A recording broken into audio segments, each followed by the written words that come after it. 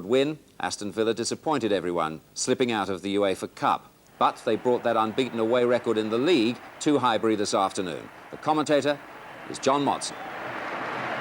Arsenal welcomed by their fans in Highbury's impressive new North Stand.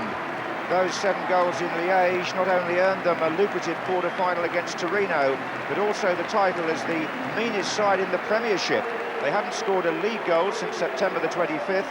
They haven't conceded one since before then, and they've lost just one of their last 19 games in League and Cup.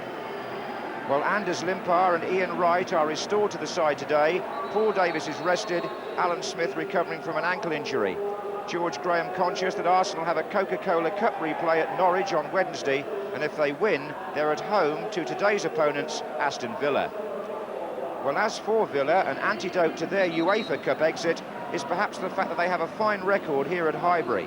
3 wins and a draw in their last 5 visits, and they're also unbeaten away from home this season. Ray Houghton returns in midfield in place of Gordon Cowans. And among the crowd at Highbury, the England manager, together with his wife Rita on the right and the FA's commercial director Trevor Phillips on the left. The referee is Martin Bodenham of Cornwall. I hope his green shirt doesn't clash with that of the Aston Villa players, whose kit is hard to describe, but it does contain some green. What is certain is that Arsenal are playing in their normal red and white from the left.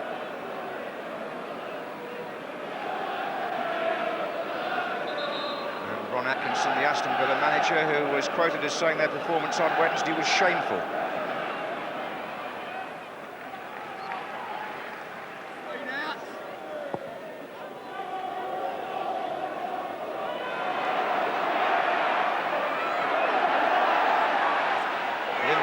Tricking Small, coming inside Townsend, lays it inside for Selly, but it's a goal kick. Anders Limpar, still a great favourite with the home supporters here, but not very often in the team. Offside flag was up there against Saunders, it's still up, the referee didn't see it, he hasn't seen it yet, and Villa play on. Now that's finally spotted. Fairly quiet opening 10 minutes. And the ground is quiet too. Whether the fans are just a little bit dulled by the recent lack of goals here, I don't know. Here's Limpar.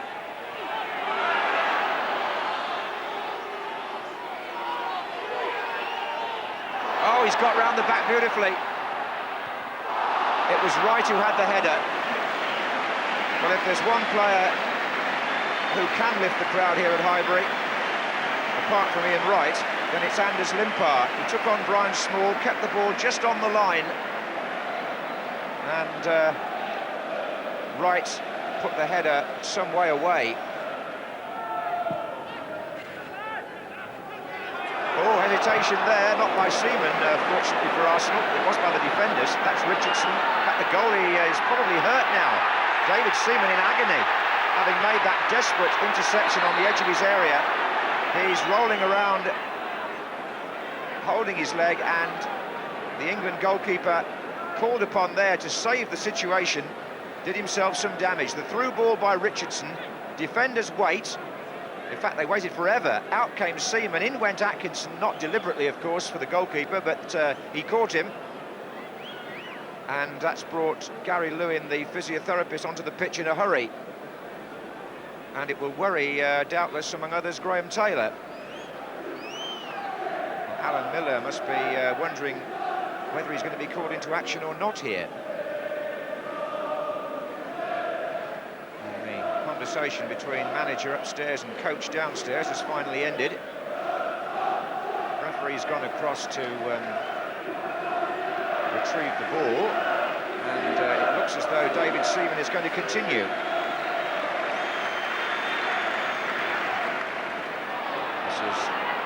Good turn by Wright. It runs on for John Jensen. Limpar, Wright.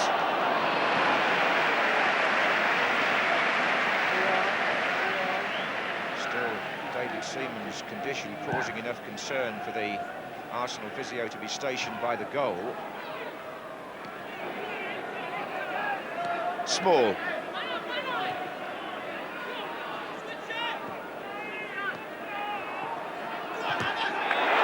Limpar robs Townsend. Now something could happen now. Wright's gone through. Can he get beyond? Oh, Teal!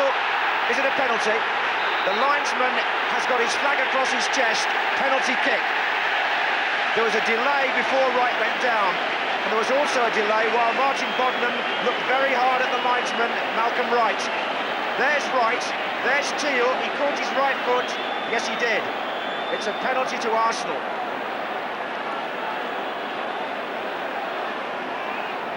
Now, surely, at last, the goal famine for Arsenal in the Premiership can end, can't it? They won't have a better chance than this. Ian Wright puts the ball on the spot.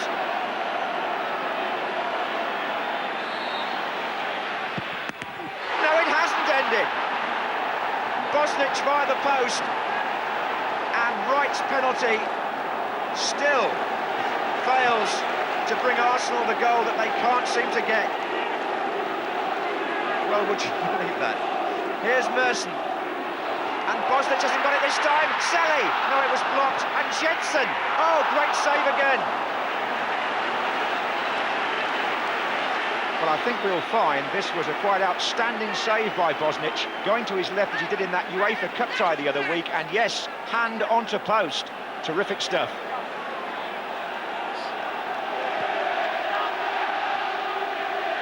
Back in by Selly, who in fact almost scored in the follow-up. But there was a defender in the way. This was the second save by Mark Bosnich. Now Selly goes in, and I think Paul McGrath blocked the effort.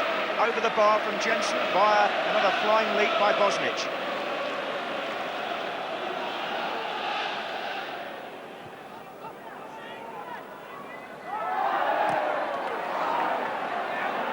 Winterburn's finished up on the cinder track after that challenge by Houghton. The game has gone on without him. In fact, he's down with his boot off. And a chance perhaps here for Wright to create something. Arsenal down to 10 at the moment. Now Adams.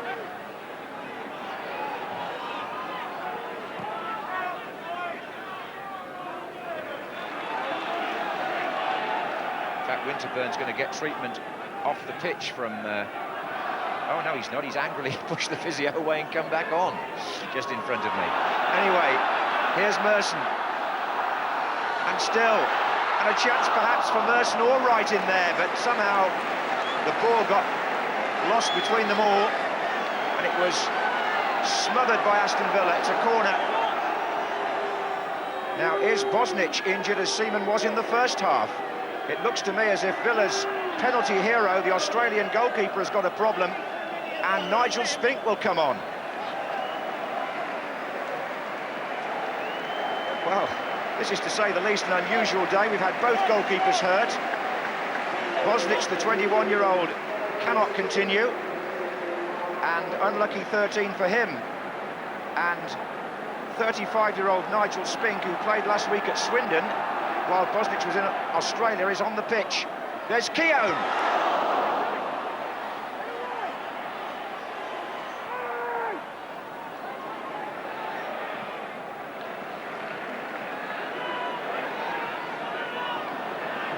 Nigel Winterburn, who was injured a moment ago. In fact, he's nursing, I think, a damaged hand. This is Wright. Now, can Arsenal test Spink, having just come on? Merson, no, he won't get tested by that. It transpires that Mark Bosnich actually sustained his hip injury in saving the penalty. Ron Atkinson forced into a change there early in the second half. Well, the manager's standing on the far side. Jensen. And now Limpar.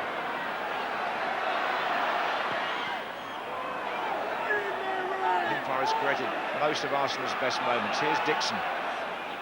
Keown. To be Ian Wright, didn't it?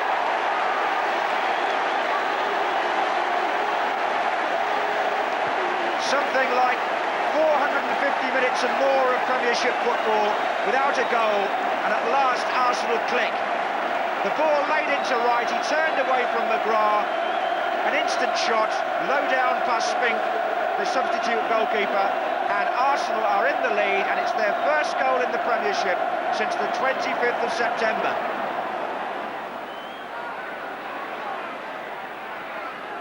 Adams. Limpar. Had a good match, and here's Wright again. Good save by Spink. Wright trying to just ship it over him as he came out. Well, we've seen good goalkeeping now by two different Villa custodians. Spink following up with a fine save there, what Bosnich did in the first half. Atkinson, Whittingham.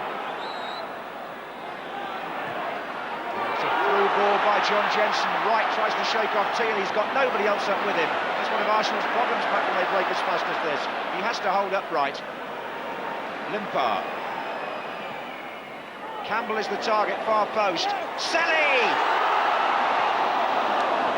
Not quite. Unlucky Ian Selly. Great position he found there. It was a good move altogether by Arsenal. Lovely header in by Campbell. Selly gets a foot in to prod it past Spink. McGrath is there again. 19-year-old came close. He scored his first Arsenal goal in midweek. Dixon through to Merson. Limpar. Limpar shot. Oh. Arsenal are firing on all cylinders now. In the first half, they weren't firing on any. And it remains to be seen whether it brings a better response from Villa, and it might well do. This is Whittingham. And it's in! The equaliser. Exactly the response they were looking for. Really good play in the build-up by Daly and Atkinson, and Whittingham, who scored countless goals for Portsmouth last season, now showing he can do it in the Premiership. David Seaman might have got half a touch, but it was a good finish and off the post. Daly and Atkinson, a lovely through ball here. It split the Arsenal defence. Adams played him onside.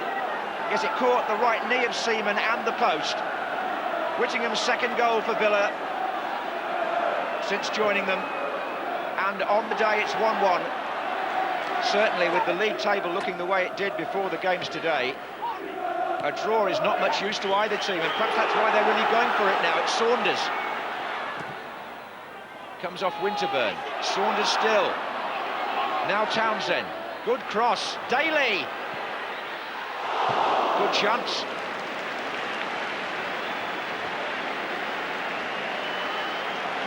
Well played here by Andy Townsend. Good cross with his right foot. And Daly, well, it would have been a spectacular effort, wouldn't it?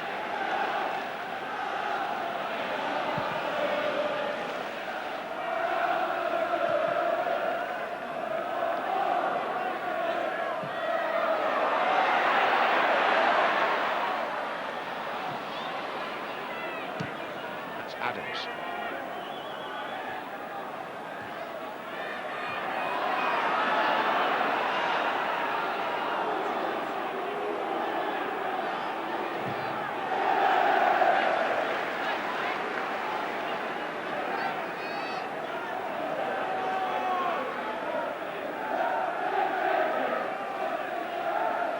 Fans chanting go Whittingham's name. He's certainly given them something to bite on here. Arsenal making the pace again though with Merson. Header out was by Richardson. Here's Limpar. Good skill. Campbell! That was a commendable effort.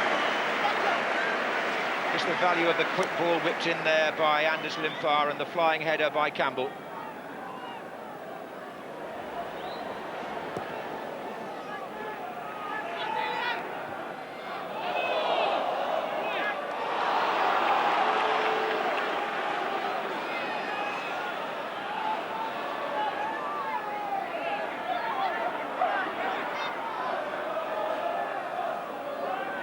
Right. Up against Teal. It's a good cross. Ooh, Campbell was poised for that. It's going to come to Jensen. Oh! so close to his first goal for Arsenal.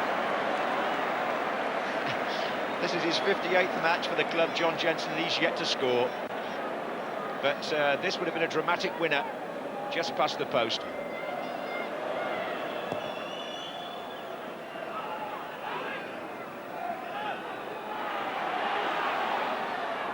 Saunders, Whittingham in the centre, being joined by Townsend now. That's Townsend! And Villa seem to have snatched it in injury time. Andy Townsend. Delighted Villa supporters, and they seem to have pulled this one right out of the fire. The second minute of stoppage time, and Dean Saunders, from right out on the corner flag, gets the cross in. Townsend comes in, right foot, Seaman unsighted, and Aston Villa have the lead. In a match which looked to be Arsenal's at one time, but now it's 2-1 to Villa, who seem to have bounced back from their European disappointment, and Arsenal, having broken their goal famine, still don't seem to be certain of a point, but maybe they will be if Wright can do something here. Extraordinary this second half, and Arsenal have a corner. They've got to snatch something here to save the game. Keown's in there, Adams is in there, they're all in there. But the corner isn't good enough. This is Dixon now. Wright's over on the far side.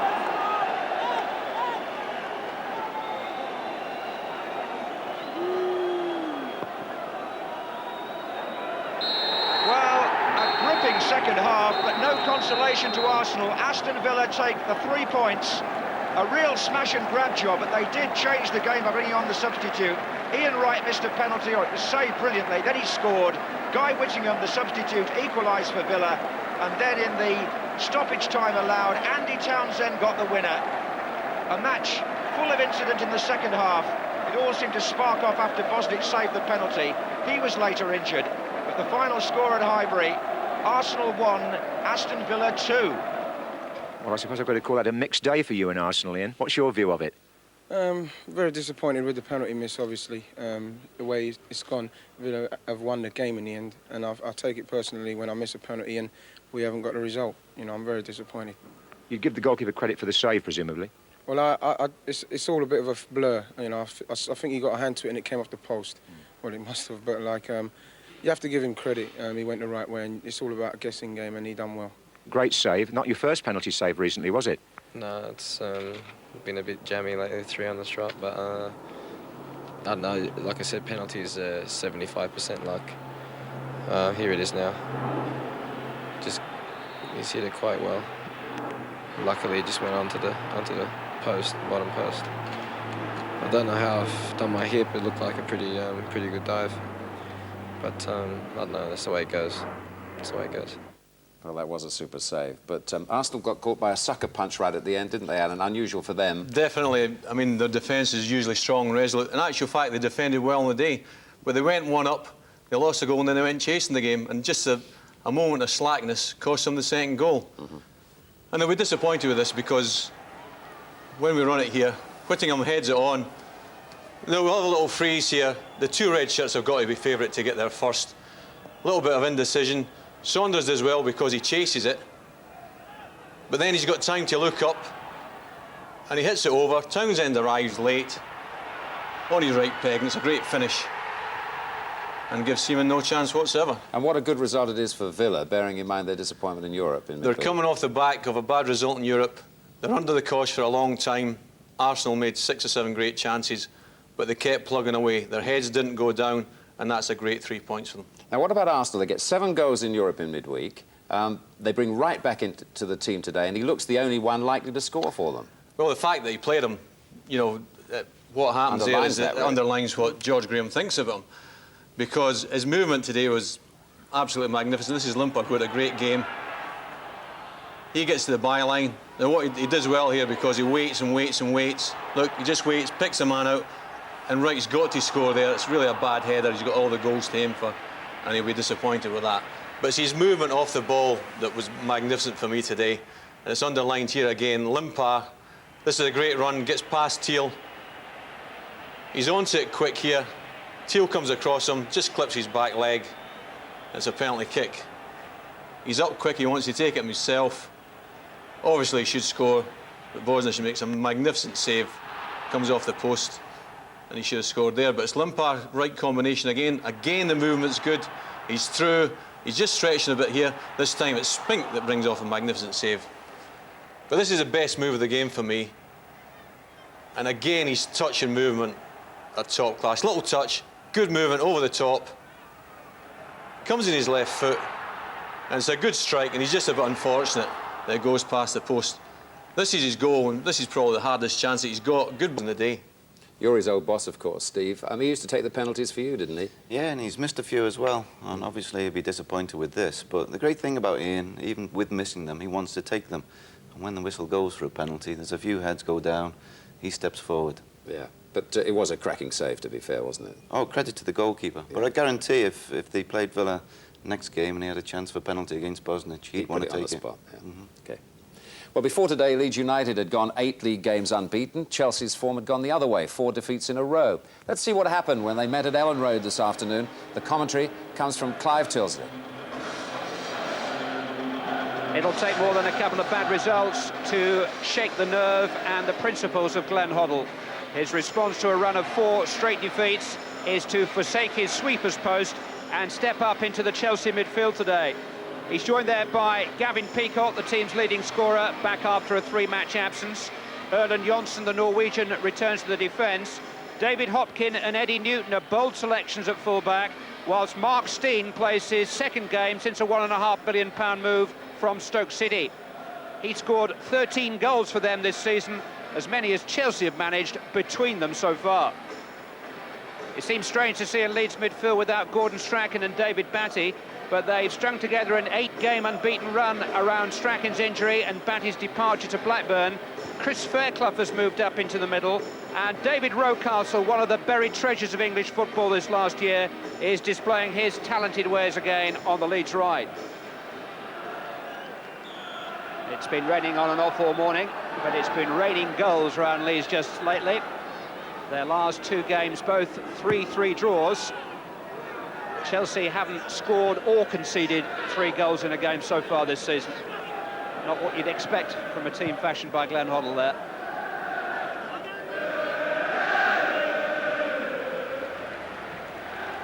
Just completing the cast list for the afternoon, Dermot Gallagher, the referee.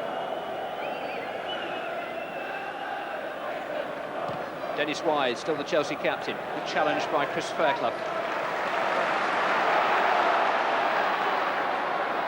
Kelly, Rocastle, and the top surface is very slick. Ball zipping around, 1 or 2 players having trouble with their footing.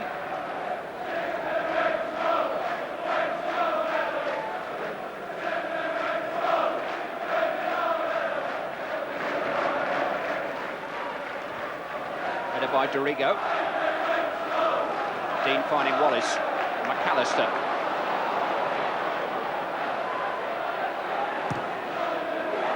Dean finding some space down the flank. Sinclair quickly across to deal with him. No pacier player in Chelsea colours than Frank Sinclair.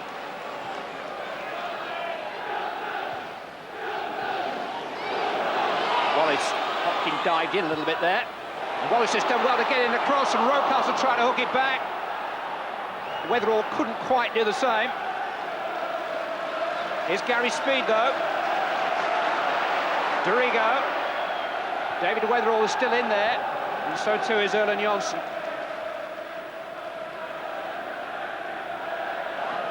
Speed. No flat. Wallace is onside. Well, neither Leeds United striker has had much luck in front of goal, particularly here at Ellen Road this season. Wallace and Dean have only 5 goals between them, and none of them have been at home. And that sort of thing does just start to prey on your mind, and it wasn't a convincing finish by Rodney Wallace. Didn't hit it cleanly.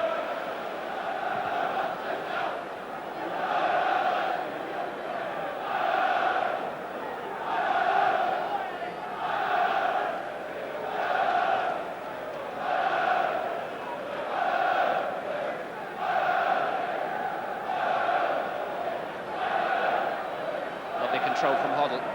Peacock. Cascarino. Wise. Now Newton popping up on that left-hand side. Played in behind Peacock, but Cascarino almost got to it. Important challenge by Weatherall. Speed. Dorigo.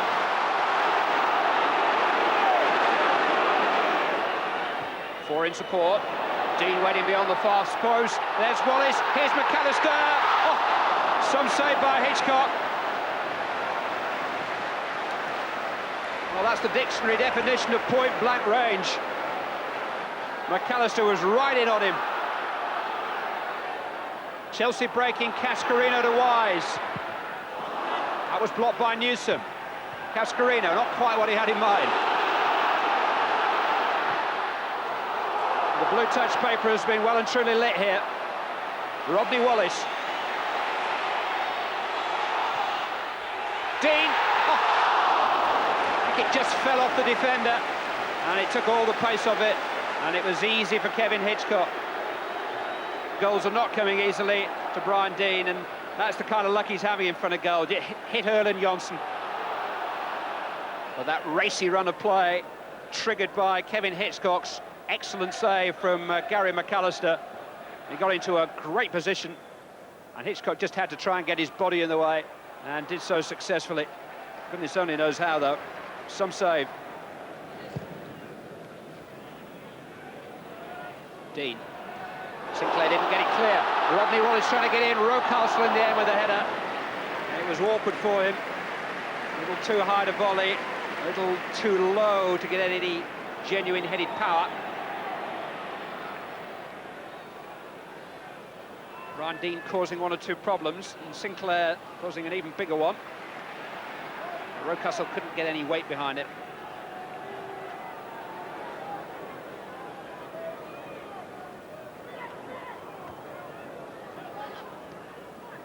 Steen finding Wise. Nice angles about Dennis Wise's passing today. Didn't quite find Cascarino that time.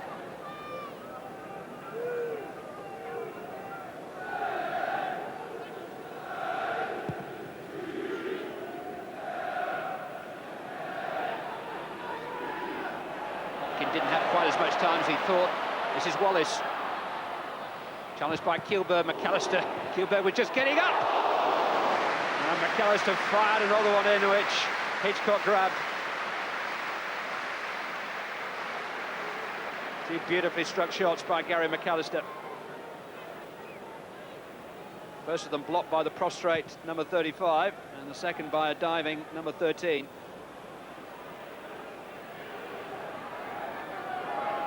There are 12 minutes of the first half remaining. Eddie Newton with the throw. Cleared by Kelly. Dean. Hopkins doing well to find Wise. He's got three in support to his left. It was a teasing ball, but Newsom dealt with it pretty well. Chelsea have to make do with a corner kick. Cascarino's there. Peacock trying to set himself to volley.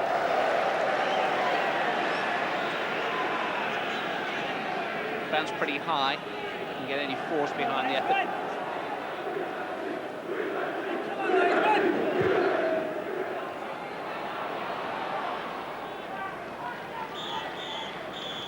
The end of a disappointing first half. Plenty of energy and effort expended. Plenty of linesman's flag too. Glenn Hoddle's side on terms, partly because of a fine save by Kevin Hitchcock from Gary McAllister, but we haven't seen enough of either goalkeeper, and we haven't seen any goals.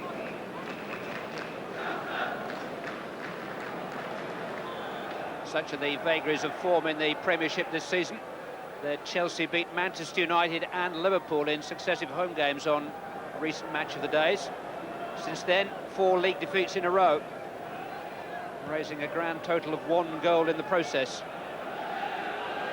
Haven't really looked like adding to that too often this afternoon. Leeds have been the team more likely. Dorigo. They've defended pretty stubbornly, Chelsea. They've had their moments on the counter.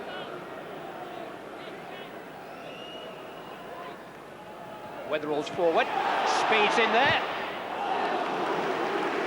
Sinclair blocking out the lines at the near post. Corner kick is the verdict.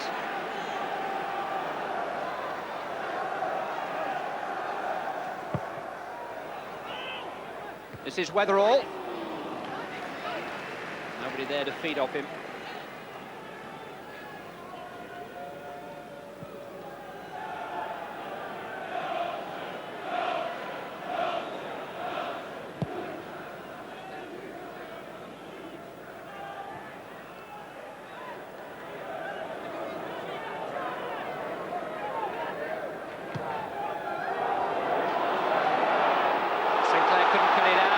Dean in pole position, he scored! On Ellen Road, at long last. 2 minutes of the second half gone. A wonderful moment in Brian Dean's season, and a wonderful moment in Brian Dean's life. A boyhood Leeds United supporter, and that's the first goal he scored here at Ellen Road. And if you look carefully, you'll see a huge weight being lifted from his shoulders. It was some goal too, wasn't it?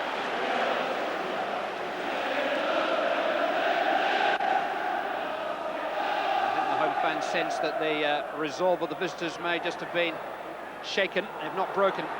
Here's Mark Steen trying to prove them wrong. Linesman took a tumble behind him. And everybody had got beyond the ball.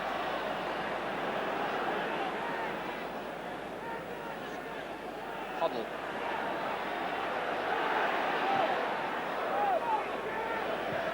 Overhit for Peacock. Space for Rocastle.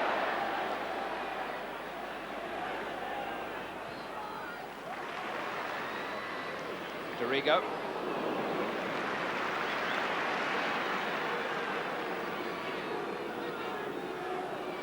Wallace. Hung up for Dean again. Lost his bearing a little bit. Newton might have taken on a bit too much there, Eddie Newton. Brian Dean, in goes Wallace. And now he's scored at Ellen Road. 2 goals in the opening 7 minutes of the second half. It's Rodney Wallace's first home goal of the season. And Leeds have doubled their money and taken charge. And poor old Eddie Newton just lost his footing and lost the ball and lost it critically, and Wallace was in. And Dean has scored one and made one in the opening moments of this second period. Wallace sharply in, and Leeds into a 2-goal lead.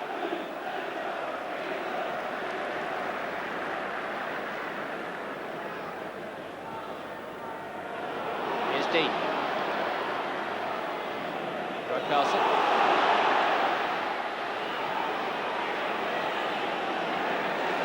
Knots now. Kelly. Done well to squeeze that back. Led away by Kilburg. And then by Johnson. But Chelsea very much under the cosh.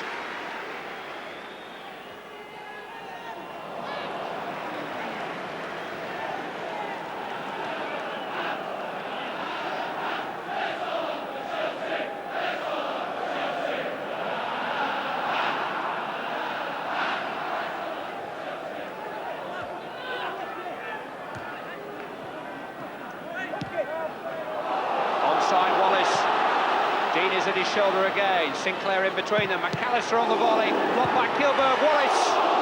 Stopped by Hitchcock. Shots raining in now from Wallace and from Dean. McAllister, who had the first one charged down. Those 2 Leeds United strikers can't get enough of the ball in front of goal now.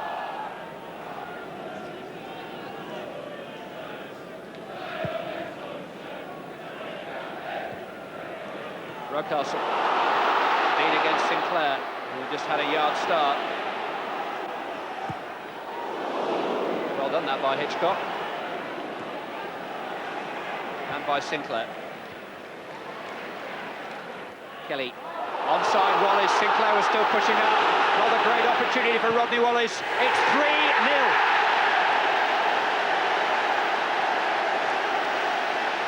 It's a landslide. The second half is 11 minutes old, and Leeds have gone goal crazy. Wallace is second, Leeds United's third. Sinclair played him onside, and Wallace just leathered it into the top of the goal.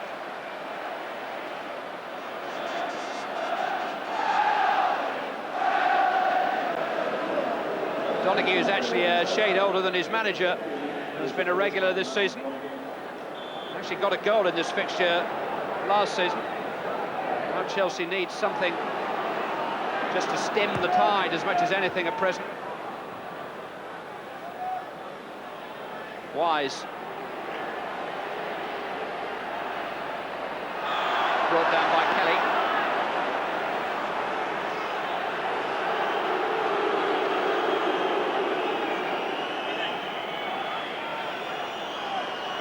Wise, though, with the free kick. Almost caught Beanie out.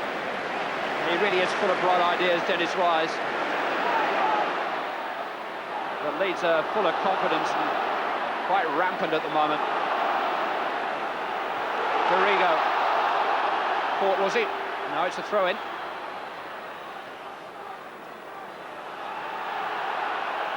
Good save by Beanie. He can't have expected that.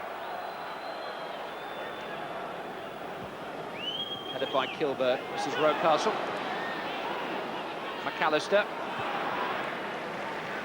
Kelly. Confident enough to take on Newton. Some cross that. Speed, good save. What a good cross that was by Gary Kelly. Gary Speed acknowledging as much. Dean did well to leave it too for Speed. He must have got a good call. Good save. Towards Weatherall this time, and he was leaning over Kilberg, and he's been penalised. Not been on the losing side in the Premiership this season, David Weatherall. It's a nice lucky mascot to have on your side. Dean. McAllister. Rocastle arriving on the scene. Pass one, pass another. Number 4 comes from David Rocastle. A goal in keeping with the quality of the 3 that went before it. It's only his second ever goal for Leeds United. It's not been a marriage made in heaven, but right now, club and player are pretty happy with each other. Neil Shipley is the second Chelsea substitute.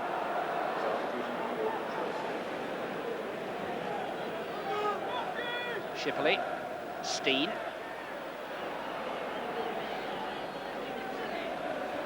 Here's Wise. Hoddle. Steen again. Sinclair has got forward into the box. Steen going for glory himself. He's in such a rich vein of scoring from his Stoke days. Here's Dennis Wise trying to set up a break. Tony Cascarino. Mark Steen. Frank Sinclair. Glenn Hoddle. Onside. Shipley!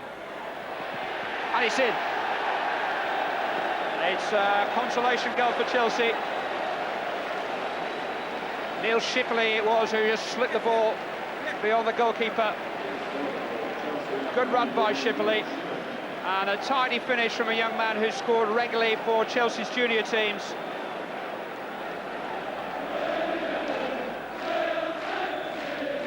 There it is, Leeds United season is gathering momentum. Still a factor in the championship equation. It's a 5th successive defeat for Chelsea. Glenn Hoddle's principles and patience being sorely tested. Dean and Leeds unbeaten in 9 league games now and heading steadily in the opposite direction. 4-1 winners this afternoon. It's still a long, long way behind Manchester United. Do you still feel you're very much a part of the Championship race? I think it's been said quite a lot from Ellen Road in the last 3 or 4 weeks. What we hope to be is in the top 3 or 4 after Christmas, and then it's into the running, and anything can happen. They played extremely well, and it didn't work for us on the day, particularly in the second half. We've given we made 2 errors in the last third and been punished. And, you know, really it was the reaction from that I'm very, very hurt and I'm very disappointed. And I hope the players are as well, because, you know, we owe that to our fans that have travelled up here today. Yeah, you're not a man who wears his heart on his sleeve, but it goes pretty deep, a defeat like that. You find that difficult to stomach. Of course it does. If it doesn't hurt you enough, you shouldn't be in the game. And that's hurt me, that result, that's for sure. Harder still for you, because you're doing 2 jobs. Well, I mean, you have to take the good for the bad, you know. I've played when we've had some good results and there's been a lot of nice things said, and I'm sure there's going to be a lot of negative things said about me playing, but I detach myself from that. I've been in the game too long to let that worry me. First of all, Steve, Leeds are putting together a nice run now, aren't they? Yeah, that was a really strong, powerful performance. They've been unbeaten now for 8 and 9 games, and on the evidence of that, you can understand why. Especially having lost Batty and Strachan's been out of the team. Yeah, they're very formidable at Ellen Road anyway, and I think just that has brought them all together, made them nice and tight, and they want to prove a few people wrong, I think. But problems for Chelsea, problems for Glenn Hoddle? Yeah, I think if you just look at the formation right from the beginning, you know, you go to Ellen Road off the back of 4 defeats, and looking at that, there are only 3 defenders there. Both the full-backs are converted midfield players, and they're looking to go forward. And this brought them problems early on, and they could really have been 3-0 down after 10 minutes. We got the play building up here, and I've just freezed the action. You see the defence in a line, but Hopkin, the right back, in advance, and it's an opportunity for Wallace to go through. This second instance, again, Hopkin, he was bought as a right winger, playing as a right back in this game. He's leaving an awful big hole behind him, which Tony DeRigo, with his pace, can exploit. He gets forward, delivers a good cross, and a good opportunity for McAllister in the centre of the goal. And this third piece of action, again, you go to Ellen Road, if you just play with 3 defenders, you've got problems. There's 3 in a line.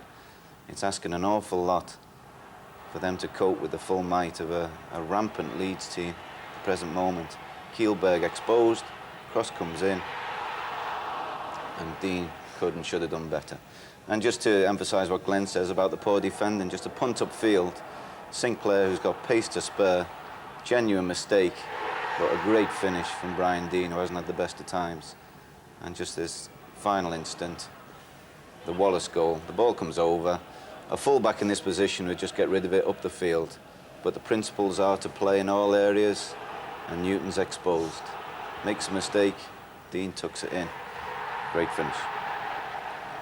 But Glenn Hoddle will stick with his philosophy, won't he, of playing football at all costs? Without doubt. Quite rightly. There is no way that Glenn Hoddle will compromise and resort to any other kind of football. He's been brought in to play the way he knows, and he will stick with it. But that's right, isn't it? I mean, that's well, his yes, philosophy. it is right, but you've got to be brave. He's gone 5 games now, 5 defeats on the trot, and people have got to have the mental strength to say, right, well, let's see him through. Let's give him the support. He's trying to do the right things. He's trying to do what he believes. Yeah. Do you go along with the Hoddle philosophy, Alan? Yeah, well, I'm a big admirer of Glenn Hoddle's, but when you're in trouble, it's very, very difficult to play your way out of it. You look at Forest last season, they tried to play their way out, went down, and they're in a bit of trouble. OK. Well, it was Yorkshire against East Anglia today. 2 lots of goal highlights for you now, starting with Sheffield United at home to our European heroes, Norwich.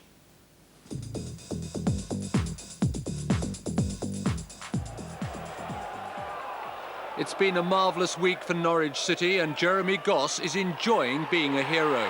His 6th goal of the season so far, just 2 he'd managed throughout last season. But United back in contention before the interval. The offending left hand belonged to Rob Newman. At least the referee appeared to think so. And Dane Whitehouse produced the necessary to beat Brian Gunn.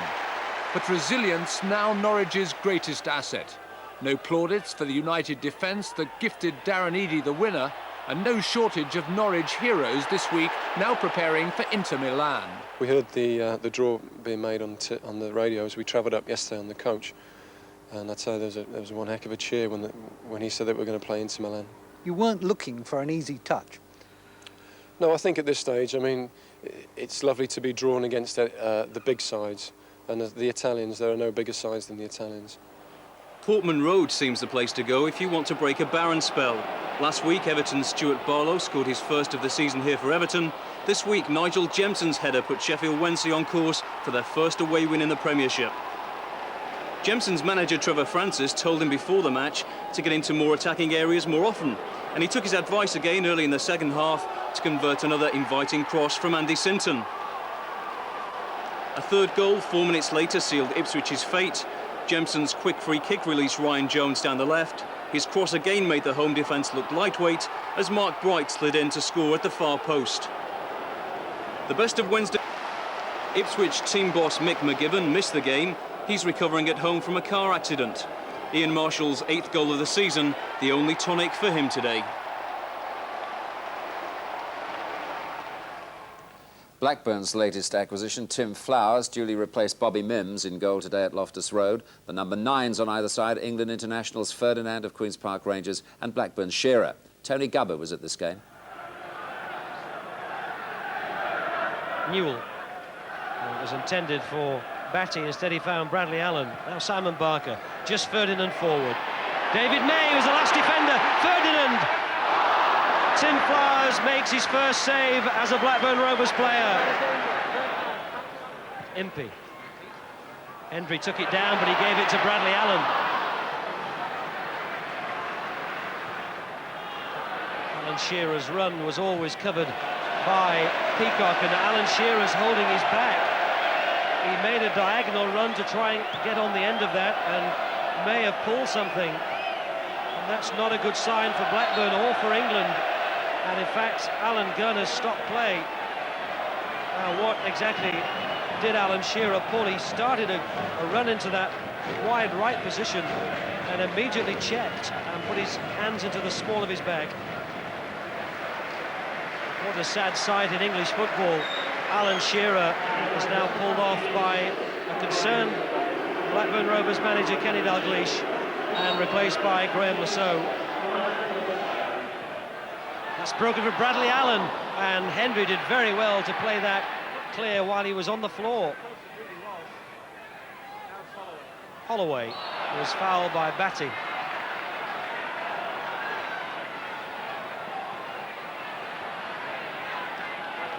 Wilson with the kick. Ferdinand won it, down to Sinclair, tries to hook it across to Allen. Shot was blocked, came off Alan Wright. Corner to Rangers. Queen's Park Rangers haven't failed to score at home in the last 11 matches, but they've only 9 minutes left to do it here. This is Holloway, just hooked back in. It's in! Ferdinand claims it, but you'd have to look at it again to be absolutely certain. From the corner, the ball hooked back in by Holloway, right under the crossbar, and Ferdinand claims that he got the final touch.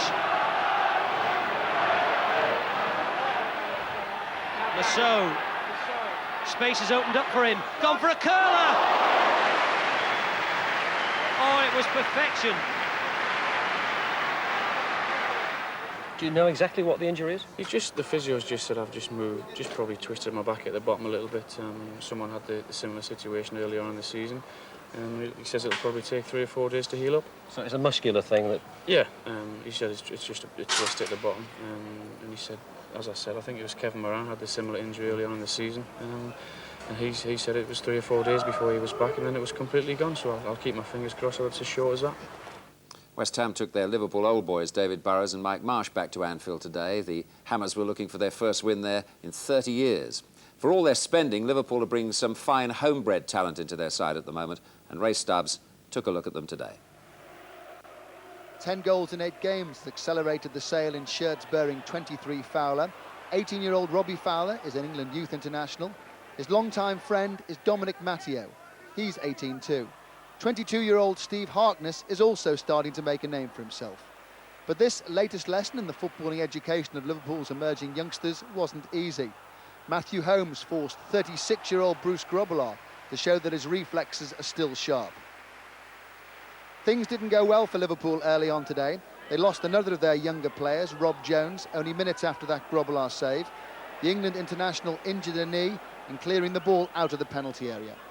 First indications are that it's cartilage trouble, an operation is required, and Rob Jones is out of the England reckoning. The Liverpool fans had warmly welcomed their former players David Burrows and Mike Marsh back to Anfield today. They were playing their part in an impressive West Ham performance. Trevor Morley's slip at the far post was a crucial moment, because after that Liverpool started to take over. Steve Harkness cut inside midway through the second half. Fortune smiled on Nigel Clough, and he hammered Liverpool into the lead.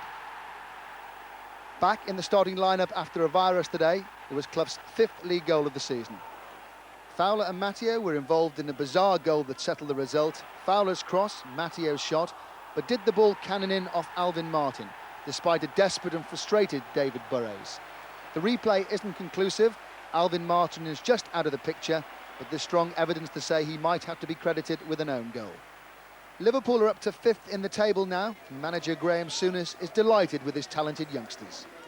We've had to introduce young players, and Dominic Matteo, who we don't really know what his best position is yet, but has come in and done a really good job for us on the left. Robbie Fowler, who obviously grabs the headlines because he's the one who scores the goals. They've come in and done very, very well. And today, Harkness, who would arguably have been the best player on the pitch today, he's one that you can rely on. He's certainly one you'd want in the trenches with you, Harky. He'd done a good job today. They seem level-headed youngsters.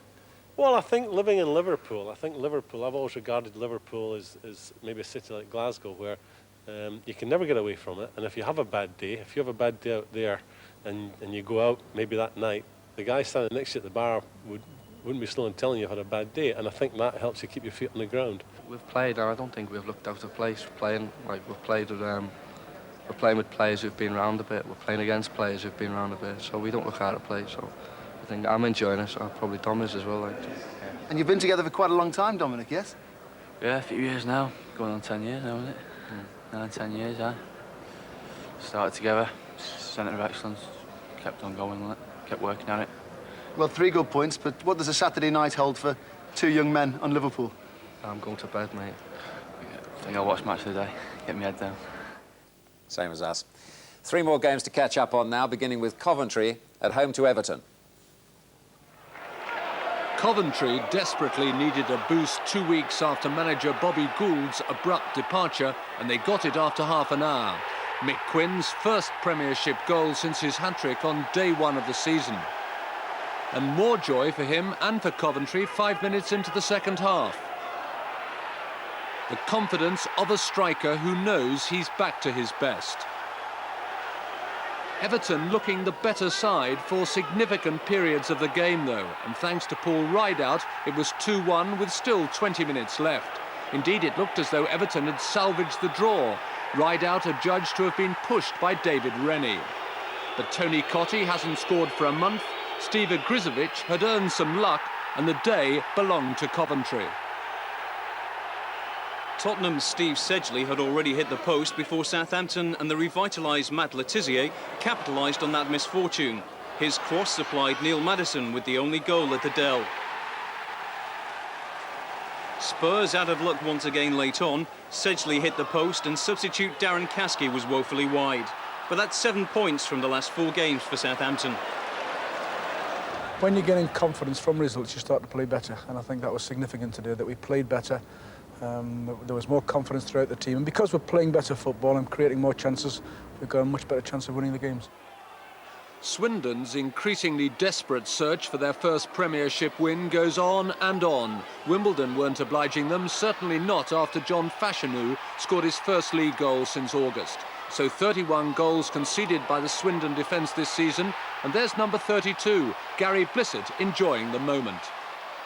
And it got still worse for Swindon. Blissett, the provider, and Dean Holdsworth's finish would have been enjoyed by even Wimbledon's biggest critics. Well, the away wins today for Norwich and Aston Villa mean that Manchester United's lead at the top is cut to 8 points. United, of course, have the chance to increase the gap tomorrow in the derby match with Manchester City. And the win for Leeds over Chelsea has seen them move up to 4th place. Liverpool now 5th. Swindon remain rooted to the bottom following that 3-0 defeat at Wimbledon. With Southampton and Sheffield Wednesday both winning, Oldham are now next to bottom, and Chelsea have slipped to 18th place after their defeat at Leeds.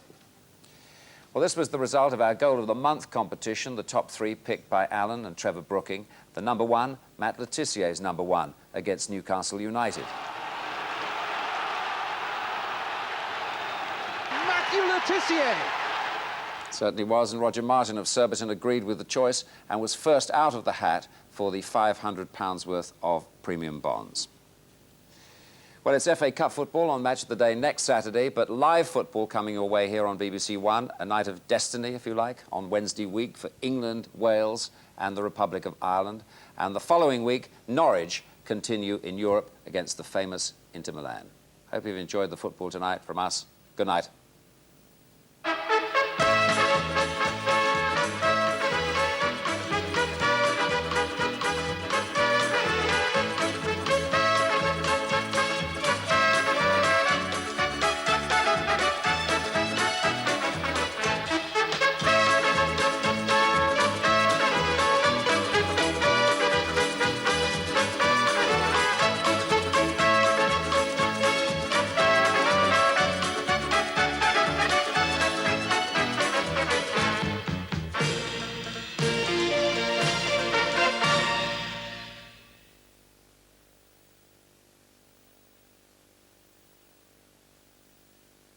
John Motson looks back over 20 years with the official history of Manchester United FC, available on BBC Video.